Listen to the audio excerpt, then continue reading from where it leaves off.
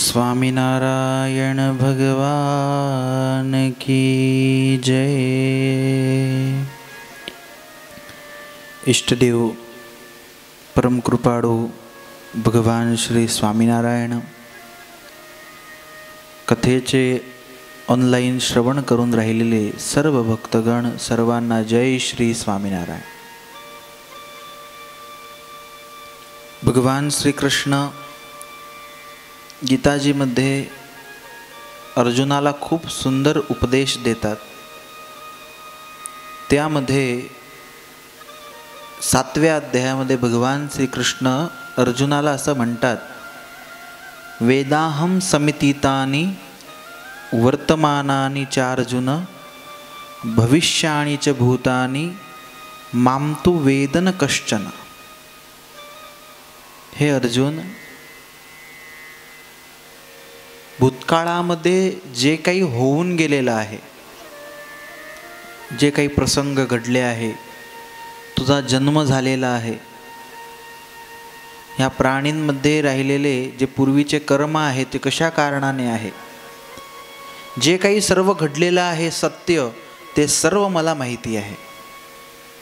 वर्तमानामध्ये जे काही घडत आहे ते पण मला सर्व काही माहिती आहे आणि भविष्यामध्ये जे काही घडणार आहे ते सर्व मला माहिती आहे। म्हणजे भगवान अंतर्यामी आहे।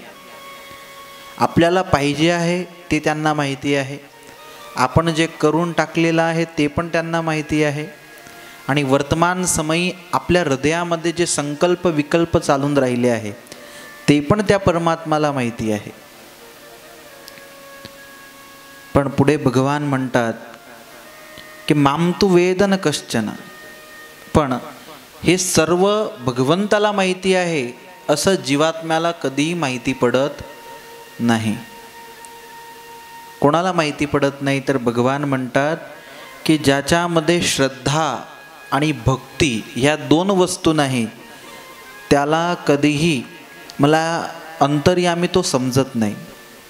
कारण त्याच्यामध्ये तसं अज्ञान आहे। तो काय समजतो की ज्या प्रकारे दुनियामध्ये लोकांचा जन्म होतो आणि ते मरण पावतात, त्या प्रकारे भगवान पण जन्मतात आणि मरण पावत असतात। पण हे अर्जुन तसं नाही, मी तर अजन्म आहे आणि दरेक जीव प्राणी मात्रांच्या हृदयामध्ये मी वास केलेला आहे। हे अज्ञान आहे। हे अज्ञान कशाने उत्पन्न होत असतं? भगवान म्हणतात, इच्छा द्वेष समुत्थेन द्वंद्व मोहेन भारत सर्वभूतानि सम्मोह सर्गे यान्ति परंतप। इच्छा आणि द्वेष ह्या ज्या दोन वस्तू आहेत, सर्व काही प्राप्त करण्याची इच्छा आपल्याला आहे, हे मिळवून घ्यायचं आहे, तिथपर्यंत पोहोचून जायचं आहे, ह्या ज्या इच्छा आहे एवढं मला पाहिजे आहे, आणि द्वेष ईर्ष्या भावना, जे मित्रता सर्वांसोबत असावी ते मित्रता नाही, आणि द्वेष भावना शत्रू भावना सर्वांविषयी जे आहे। कारण मनुष्य आज असं समजतो की हे माझे लोक आहे, हे पुढे जायला पाहिजे, पण माझ्या पुढे तर जायलाच नको, अशी भावना सर्वांच्या हृदयात आहे। तर तो द्वेष ज्याच्या हृदयात आहे, या दोघही कारणांनी सुख दुःख जीवात्म्याला येत असतात। कोणाच्या कारणाने? इच्छा आणि द्वेष या दोघांच्या कारणाने सुख आणि दुःख येत असतात, आणि त्या कारणाने मनुष्यामध्ये जीवात्म्यांमध्ये अज्ञान उत्पन्न होत असतं, आणि त्या अज्ञानाच्या कारणाने तो भगवंताला समजू शकत नाही। भगवान श्रीकृष्ण यांचे असे शब्द आहे, आपण अज्ञानामध्ये डुबलेलो आहोत आणि त्या अज्ञानाच्या कारणाने आपण त्यांना समजू शकत नाही। म्हणून ज्यांनी भगवंताचं भजन केलं आणि त्या भजनाच्या कारणाने ज्याचं अज्ञान टळलं तोच भगवंताला खऱ्या अर्थाने समजू शकतो. म्हणून भगवंताचं भजन आपण वारंवार सांगतो करत राहावं. आणि जो नेहमी करतो त्याच्या जीवनामध्ये खूप काही फायदे होत असतात. कालच मला एक हरिभक्ताने सांगितलं की स्वामी तुम्ही वारंवार कथामध्ये सांगतात की नेहमी उठता बसता भगवंताचं भजन करा. मी प्रयत्न सुरू केले 10 दिवस झाले आणि ते भजन करता वेळेस आम्ही जी प्रवृत्ती करत होतो त्यामध्ये एवढं मन लागायला लागलं की सोबत सोबत आता भजन नाही केलं तर त्याशिवाय आमचं मन पण लागत नाही आणि कार्य पण व्यवस्थित होत नाही. जे एक आदत हॅबिट होऊन जात असते, आपल्याला त्याशिवाय करमत नाही. आणि तसे जे जीवात्मे असतात त्यांच्या पाठीमागे परमात्मा उभे असतात. त्यांच्या सर्व मनोरथ पूर्ण करण्यासाठी परमात्मा उभे असतात. ज्यांच्यातून असे अज्ञान टळून गेले आहे आणि भगवंताला सर्वस्व करणारे मानतं तसे जे लोक आहेत त्यांच्या मागे भगवान असतात. तसे एक भक्त अहमदाबादमध्ये होते ज्यांचं नाव होतं कुबेर भक्त. ते कुबेर भक्त भगवंताचं खूप प्रेम भक्तिभावाने भजन करायचे आणि त्या कारणाने ते अहमदाबादमध्ये जे सर्व भक्त होते त्यामध्ये अग्रगण्य होते. पण शरीर आहे, शरीराचं काम करतं, मागील असे काही कठीण कर्म असतील त्या कर्मांच्या कारणाने त्यांना धीरे धीरे वय झालं आणि वय झाल्यानंतर शरीर आहे स्वतःचे गुणधर्म दाखवतो आणि त्या कारणाने त्यांच्या शरीराला म्हातारपण चालू झालं. 50 झाले म्हणजे समजावं की आता म्हातारपण चालू झालं आणि ताव येऊ लागला, डोकं दुखायचं, शरीर दुखायचं, अशा पीडा होऊ लागल्या. आणि म्हातारपण येत असतं तेव्हा हे सर्व होतं. आता त्यांचा ताव असा होता की अनेक वैद्यांजवळ दाखवलं पण ताव मिटत नव्हता. आणि धीरे धीरे खूप पीडा वाढू लागली. भगवंताचं भजन तर करतच होते. एवढी पीडा वाढली, भगवंताला दररोज प्रार्थना करायचे की आता या पीडेमधून तुम्ही मला मुक्त करा. एके दिवशी भगवान प्रसन्न झाले आणि त्यांना दर्शन दिले आणि सांगितलं की हे कुबेर भक्त, तुम्हाला हे ताव जे होत आहे, हा ताव येत आहे, शरीराला पीडा होत आहे, हे तुमचे मागील कर्म आहे आणि ते कर्म तर भोगवावेच लागतील. म्हणून आता फक्त 10 दिवस तुमच्या जीवनाचे बाकी आहे. त्यानंतर तुम्हाला मी आमच्या अक्षरधामामध्ये घेऊन जाईल. मोत आडाचे दीन ते दशरे, करवो होय ते करजे अवश्य रे. सोणी वाणीने बोल्या कुबेर रे, प्रभु किधी मारा परमेर रे. ब्रह्मानंद स्वामी हरिचरित्रामृत नावाच्या ग्रंथामध्ये हा प्रसंग लिहितात. भगवंतांनी सांगितलं की 10 दिवस आहे, जे करायचं आहे ते करून घ्या. काही इच्छा असली तर आम्हाला सांगा, आम्ही तुमची इच्छा पूर्ण करू.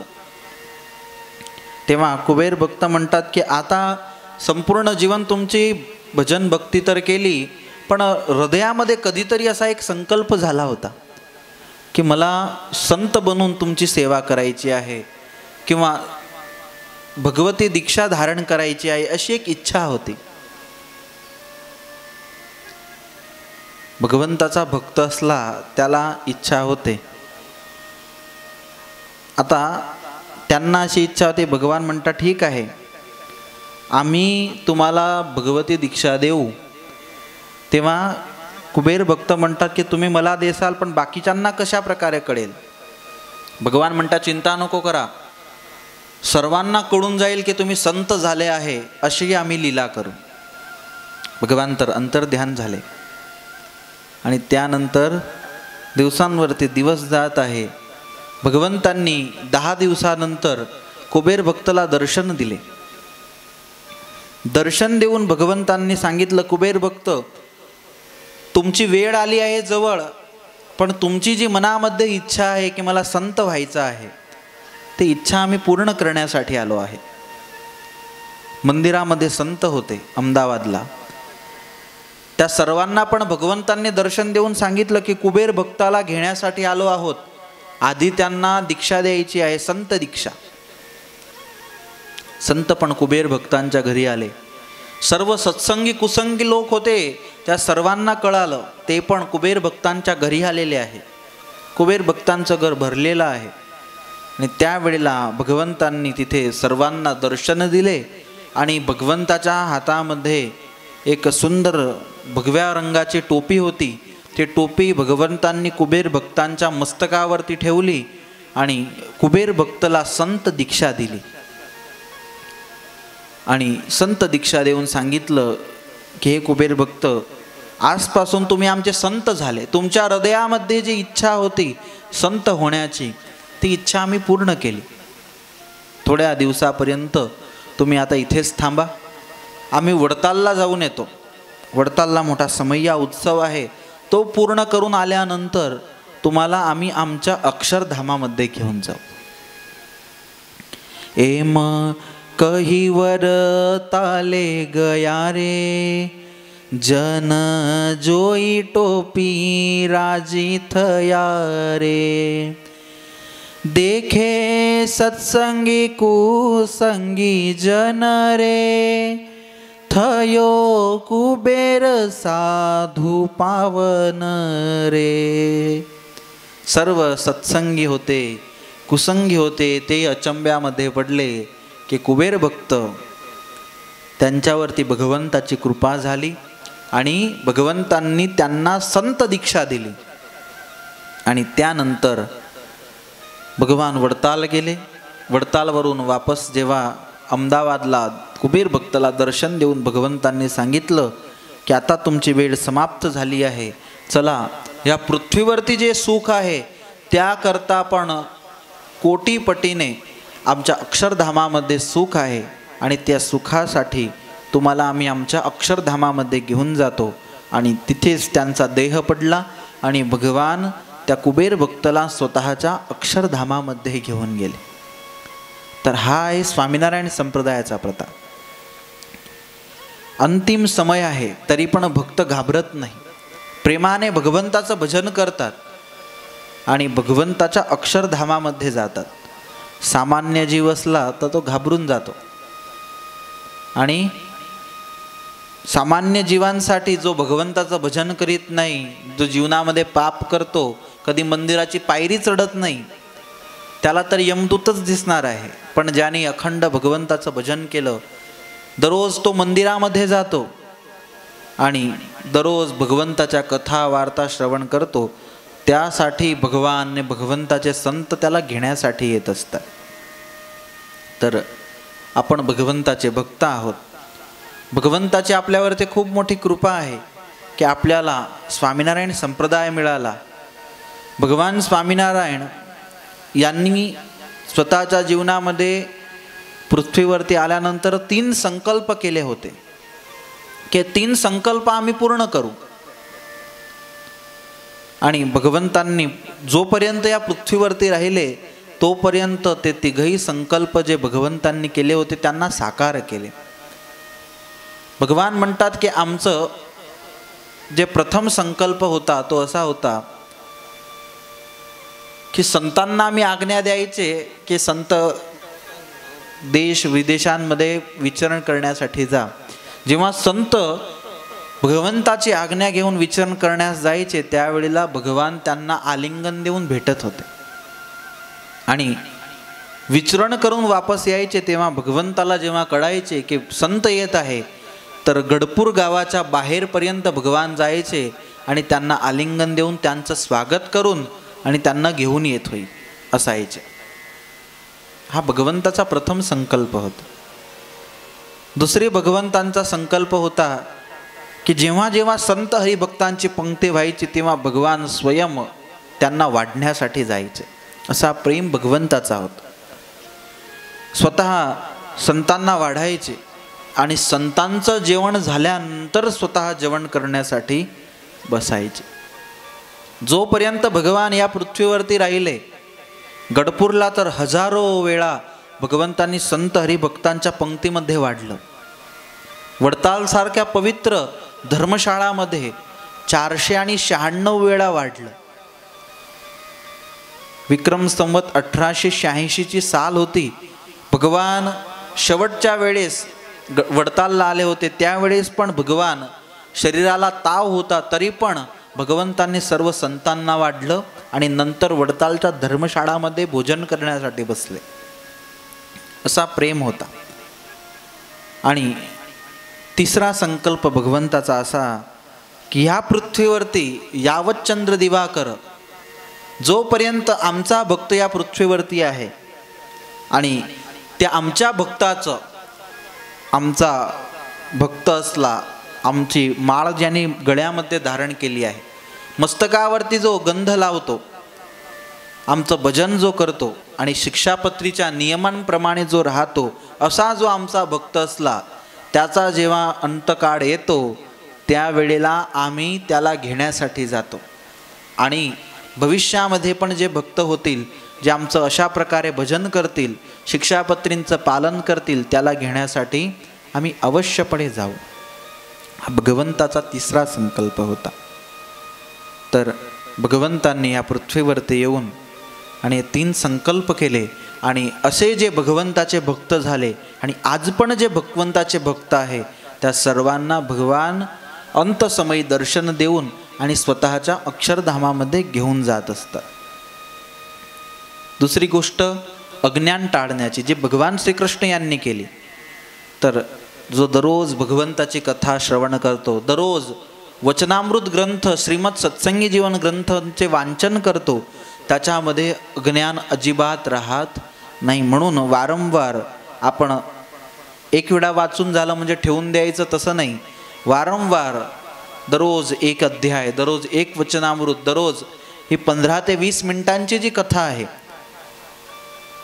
ती कथा आपण श्रवण करत राहावे आणि त्या कारणाने नक्कीच आपले अज्ञान दूर होतील आणि भगवान पण तुम्हाला अशी शक्ती देवो की या कथा तुमच्या हृदयामध्ये उतरो, तुमच्या बुद्धीमध्ये उतरो आणि बाकीच्यांचे अज्ञान जशी या कथा वार्ताने ग्रंथांनी दूर झाले तसे आपल्या सर्वांचे पण अज्ञान दूर हो, अशी भगवंताच्या चरणी प्रार्थना. जय श्री स्वामीनारायण.